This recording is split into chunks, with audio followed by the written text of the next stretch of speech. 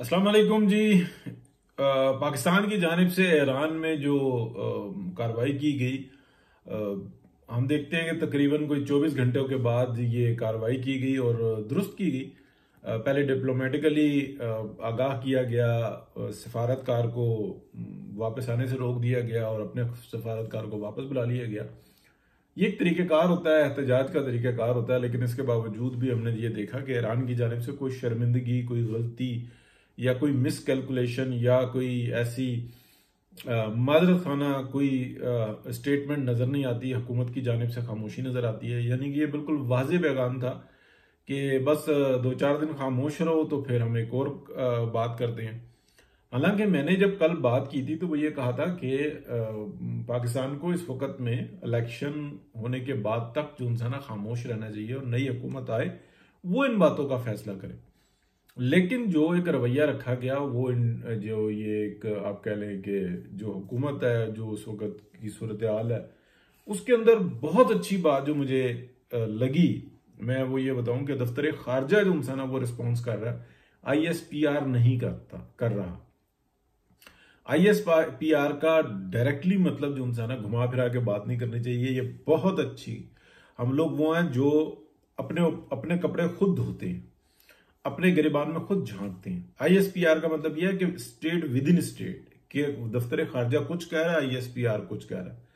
तो बिल्कुल दुरुस्त जो है ये कदम उठाया, स्ट्राइक की गई है। अभी जो उसके ऊपर कुछ कह रहे हैं कि ड्रोन है, कोई कह रहा है कि जिस तरीके से भी है, रॉकेट है, मिसाइल है, फाइटर्स थे, ड्रोन से जो भी था तरीक़ाकार अपनाया गया वो बिल्कुल दुरुस्त है। और पाकिस्तान पूरा जो इंसान मुत्तहिद है इस जवाब के लिए, क्योंकि हम बिल्कुल जो इंसान दूसरी बार भी बर्दाश्त नहीं कर सकते। और एक ऐसी भी बात हो जाती है कि अगर ईरान ये काम हो गया था तो उसमें कोई आर्गू करता, कोई बात बताता कि हमसे गलती हो गई, मिसकैलकुलेशन थी या जो भी था, वहां तो बिल्कुल उन्होंने कुछ और ही रवैया अख्तियार किया।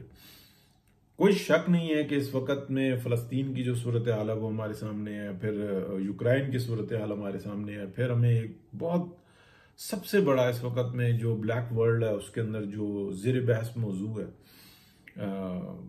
वो ये है कि पाकिस्तान को जो रास्ता यानी के तौर पे इस्तेमाल किया जा रहा है, यानी कि CPEC, जो कि यानी कि आप कह लें जोग्राफियाई लिहाज से चाइना का 60% एरिया का दारोमदार इस CPEC के ऊपर है। तो यानी कि ये कोई 2, 4, 10, 20 रोडे नहीं है, बल्कि ये एक बहुत बड़ा इकोनॉमिकल हब बनने वाला है पाकिस्तान। और बलूचिस्तान का जो एरिया पाकिस्तान का वो स्पेशली और पूरे यानी कि आप समझ लें कि बलूचिस्तान और KP और सिंध के अंदर जो है ना खुशहाली का एक बहुत बड़ा दौर शुरू होने वाला है। पंजाब जो है ना वो ऑलरेडी जो है ना थोड़ा सा बेहतर है, तो और आबादी जो है ना बहुत स्किल्ड है, और ये तो बेनिफिट उठाएंगे, लेकिन कुदरती तौर पे जो बलूचिस्तान बिलखुसूस के बाद KP और उसके साथ ही हमें सिंध नज़र आता है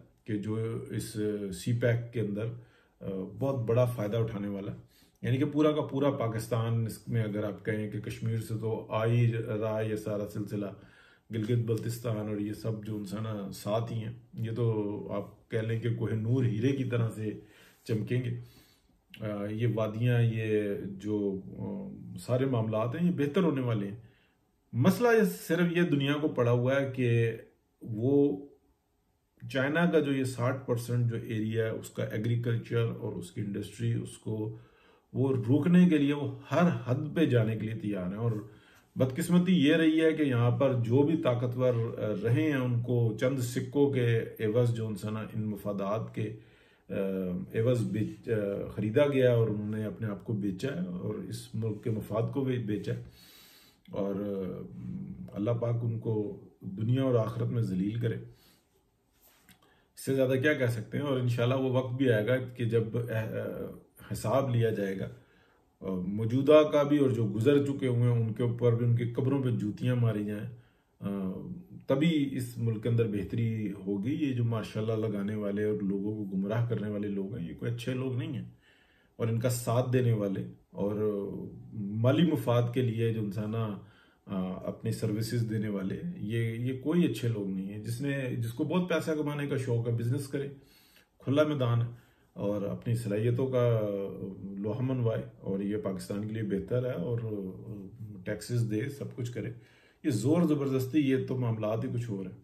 बहरहाल सारी बड़ी बात जो है ना इसमें ये आ रही है कि फौज अपना काम करे, हुकूमत अपना काम करे, ब्यूरोक्रेसी अपना काम करे, अदालतें अपना काम करे, अवाम अपना काम करे, अवाम के अंदर बिजनेसमैन अपना काम करे, नौकरी करने वाला वो अपनी नौकरी करे, जो किसान मजदूर है वो अपने काम करे, और जो सर्विसेज देने वाले लोग हैं यानी कि आप ताजिर, वो अपना काम करें, और मिलकर जो इंसान ये गुलिस्तान बनता है, इंशाल्लाह बेहतरी होगी।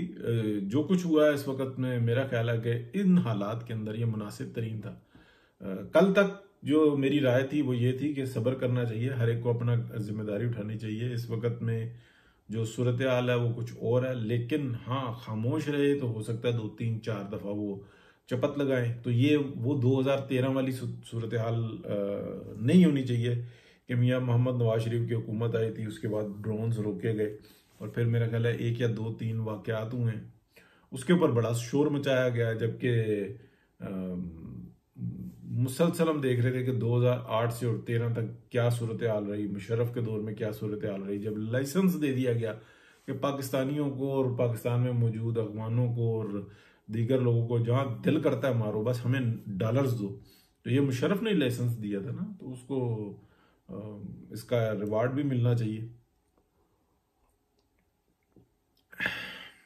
बहरहाल जी, अल्लाह पाक अपनी हिफ्ज़ मान में रखे। जो मामलात हो रहे हैं वो बड़े नाजुक हैं, और मेरा ख्याल है कि इसमें यही चलना चाहिए, हर एक अपनी जिम्मेदारी ले। सबसे बड़ा टारगेट इस वक्त में यह है कि पाकिस्तान के अंदर जो इलेक्शन हो रहा है वो बिल्कुल स्मूथली हो और साफ सुथरा हो। वक्त बहुत कम रह गया, आज दिन कितने रह गए टोटल इलेक्शन में। अगर देखा जाए तो ऑर्गेनाइज्ड तरीके से इस वक्त में PMLN नज़र आ रही है जो मैदान में उतरी हुई है, और ये जो हालात नज़र आ रहे हैं, जो वाक़यात नज़र आ रहे हैं, जिस तरीके से जलसे भी किए जा रहे हैं, जिस तरीके से जुलूस निकाले जा रहे हैं और पैगाम पहुंचाया जा रहा है, तो अगर जो PMLN जिस तरीके से नज़र आ रही है, जो स्ट्रेटजी नज़र आ रही है कि अगर मोबिलाइज करके वोटर को पोलिंग बूथ तक ले गए तो 2/3 से बहुत ऊपर की सूरत हाल बनेगी, और मुस्तहकम और 2/3 वाली हुकूमत किसी की भी हो वो बहुत ज़रूरी है इस वक्त में, बहुत ज़्यादा ज़रूरी है। बाकी अल्लाह पाक बेहतरी का मामला करेगा जी, अल्लाह खैर करेगा। जो कुछ हुआ है इन हालात के अंदर वो दुरुस्त किया गया है, और ये जो पिछला दौर गुजरा है उसको जिक्र नहीं करते कि जनाब हमारे पास तो टैंकों में डालने का डीजल नहीं है। तो ये जब आपके मफादात और मामलात किसी और तरफ होंगे ना, तो फिर ऐसे ही होता है। कौमें कुर्बानियाँ देती हैं, लेकिन कौमें गले नहीं कटवाती हैं अपने, हराम नहीं करवाती हैं अपने आप को। इंशाल्लाह बेहतरी होगी। बहुत शुक्रिया जी, अल्लाह हाफिज़।